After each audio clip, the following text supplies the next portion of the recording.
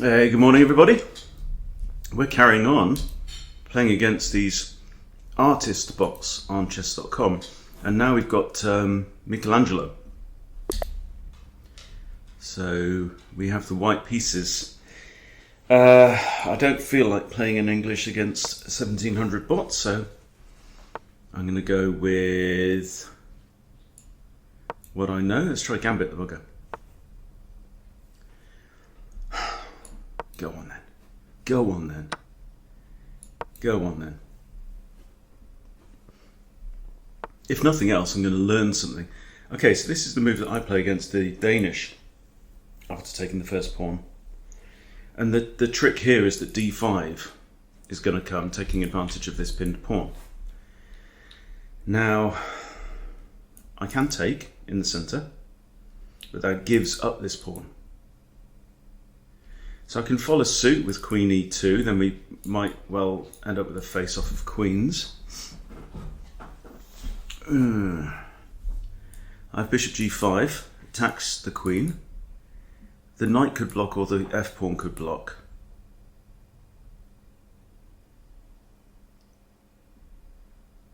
And I'll be honest, I haven't really faced this before, so we are a pawn down.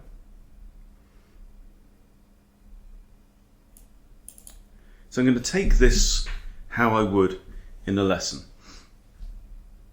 because I tend to play pretty well with students in lessons. I'd like to castle, I won't lie. And then if they take the second pawn, I get a big lead in development. So queen can't take on e4. There we go, that's the move.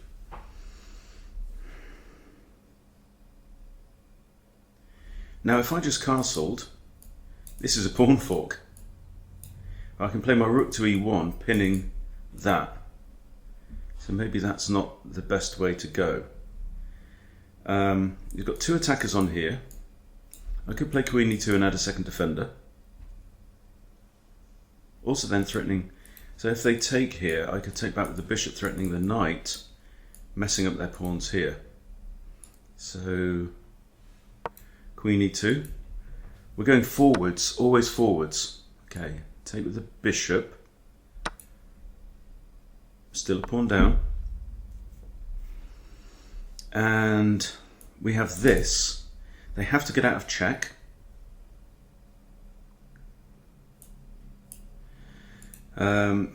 It's giving up a bishop on a very bishop-friendly board. But then do I just win my pawn back? There.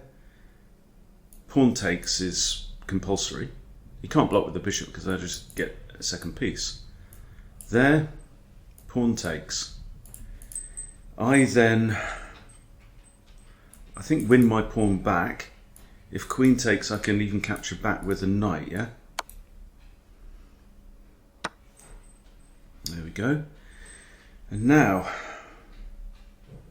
see, if I take here, then Michelangelo gets to capture with his bishop and now he's ready to castle. So that only helps him. So I think it's knight takes. Alright. So now I'm kind of forced to do this, I think, aren't I? If I take and bishop takes, I have knight here, hits the bishop, and he can't castle immediately because that removes the only defender of the bishop, which is the king. So I think I have to do this. We are now equal in material, but who, my friends, is better? And the next question is how to proceed. Clearly the pressing issue is my knight is under attack. Here I might be able to castle the next move. I'm imagining the bishop's out. In fact, I think probably bishop b7. Maybe if bishop e7 I just take out the bishop.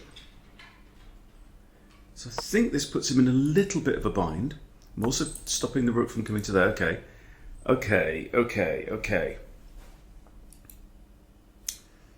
If I take out the bishop, he's got this. Winning a pawn, that's an in-between move. I missed it. But I'm going to do it anyway. Oh, okay, he's not done it. Wow, okay, well, that's fine for me. Because he could have just won a pawn there. Okay. This looks alright. I'm thinking bishop e3 hits this undefended pawn. It can't be defended by a pawn. Can't be defended by the rook. It can be defended by the knight or the king. So here I would, or it can push forwards. I think this is, the only problem is I'm blocking the open file. Now the open file is an asset to me. So is rook e1 simply the best move? Then I'm threatening f3. So I think if I play rook e1, he has to get the king off the e file. And I think that's correct here. Let's go maybe bishop g. The hell? This wins material.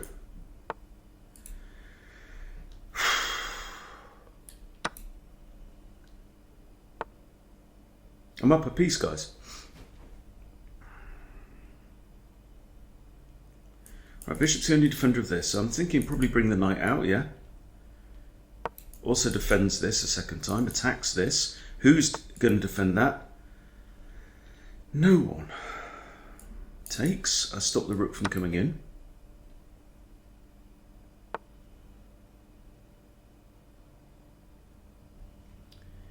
Wouldn't we love to put our knight on here? Okay, so this is what we call a winning position. And I am historically very poor in these kinds of situations. Right, nobody's threatening this right now. So I can develop the bishop. For example, bishop f4 hits this pawn. Also maybe protects my knight, allows my knight to come in. Also connects my rooks. This pawn is defended by the rook. Okay, there he goes and defends. Right, now, chill. Chill.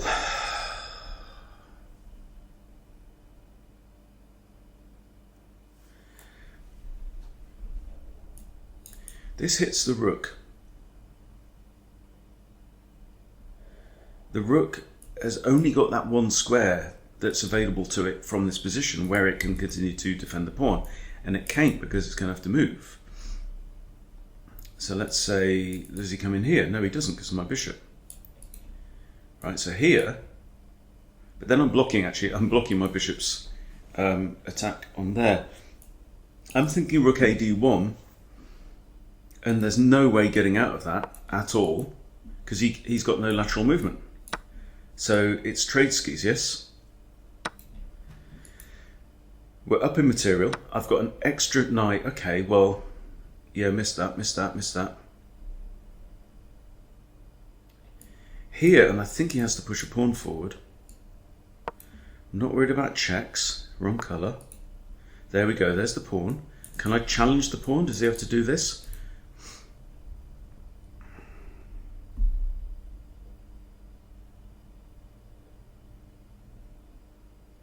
The knight is still pinned and can't move, right? So I could even just challenge the knight with my knight. That looks very simple. That's a candidate move. When you find a good move, find a better one. Look for a better one at least.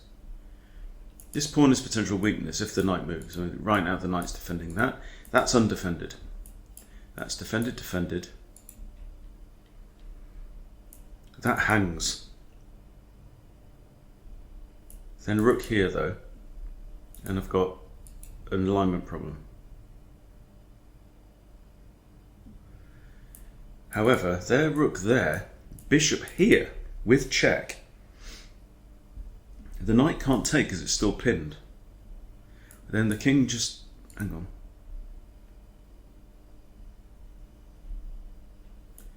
I take, rook c8 attacks both. Bishop d6 check, king say moves here, my bishop's then on prise, and so is my knight. So I don't like that. I'm going to play it simple. I'm going to do this idea. Okay, I'm just going to take the knight. I realise this is undefended, but he's got to take the knight first, right?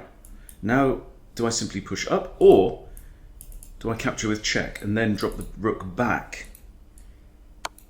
I'm +4 again. I've won back the pawn that I just lost. Okay, now situation: undefended, undefended, defended, defended, defended, defended, undefended.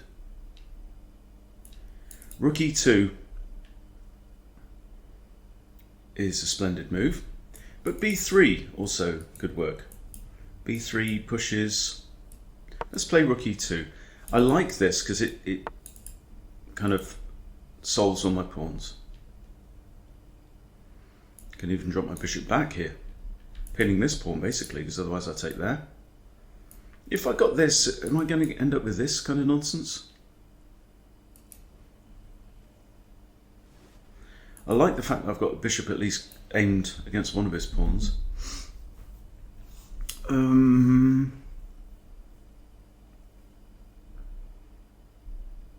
This feels pretty solid.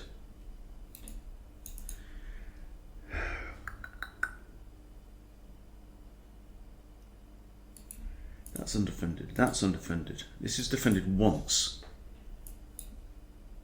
Oops. Let's just drop back here and keep my eyes on this isolated pawn. He pushes up with the idea of doing that. I can just play h4.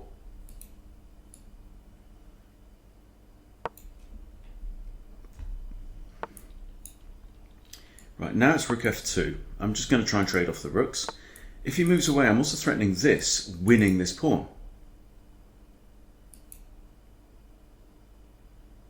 But is there any point in undefending b3? Let's think about this. If I push and he pushes, I'd like to keep my pawns, these pawns on dark square, so that my bishop has the option of being a defender. I can throw in a check. If he goes to the back rank here, I can force the rooks off. I throw in a check, he goes e8, e8.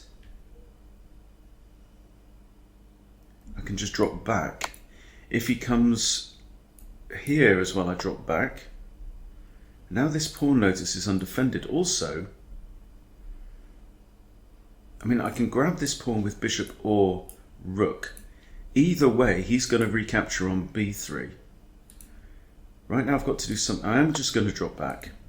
Now he's got an issue here. Now his king's got to go back and defend there. Right.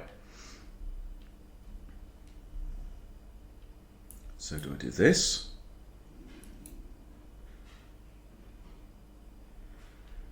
Do I dance my king over to this side of the board and defend that way? Or is b3 enough?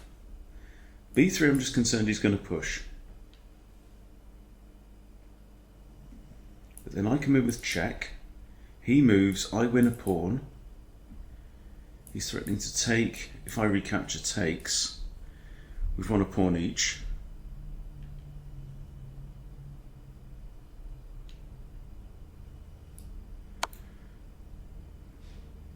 Just going to see which way his king goes.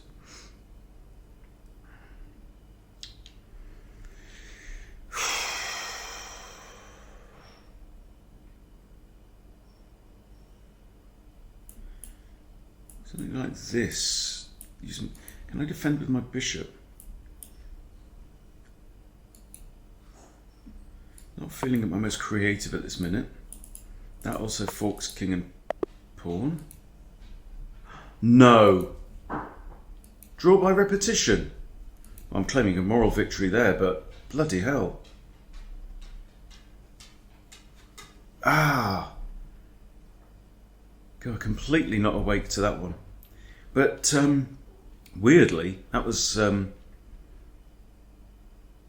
one of the easier bots. Did not see this. Same position was repeated 3 times. Well, that is quite a cunning strategy you could take if you're losing. But yeah. So that's with me dithering about. Let's see what I should have done. In fact, I'm going to grab the PGN and put it in a proper analysis board with a logged in account. Okay, here we go.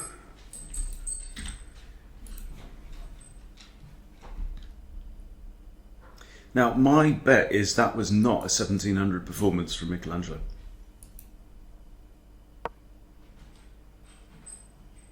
But 91 from me. 85 there. I don't think that's going to equate to 1700. 2150 Bosch against 1650. Wow, wow, wow. 1650. I don't know if he was even like that. I mean, he made a blunder here. I made one mistake. So let's just go through the opening. Scotch game, Goring Gambit. Declined with Queen E7. Bishop D3 is excellent. A better move. Wow. Bishop E3. Now this reminds me a bit of the Steinitz Scotch. When you have the queen out here without the knight. But what if they take? What have I missed? If I take, they just castle. You just castle. Wow. I don't know. I just don't know. Anyway, but that's what we played. Much more natural. D5 here is inaccurate. And I should have just castled out the way. Proceed with my development. Not trying to defend too much. Hey guys, don't worry. Go out in a minute. Okay. And that was great. That's the only good move there. Okay, it says I should have traded the queens off first. 0.6 of a pawn difference. So here, if I'd have traded the queens off first, he's going to take with the bishop, right? Got to take with the bishop. And now I take here. I've got the centralized knight. I'm threatening this. I don't know. Don't know if it looks better, but that's good. Knight. Should have gone in threatening the fork, but then bishop here. Sorry, the dogs are full of energy. Yeah, we're going out for a walk in a minute. Hey, stop it. Stop it. Okay. But we know what happened, right? So we take here, he loses castling rights, I pin the bishop, and that's just a blunder because he loses the piece. Okay, so moving on. So Michelangelo, subpar, basically, in that performance. Oi, give over. And we'll come back to Michelangelo, I think, and try and get the well-deserved win with some confidence next time. But I've got to go and walk these guys. You enjoy your day. Thank you for watching. See you later.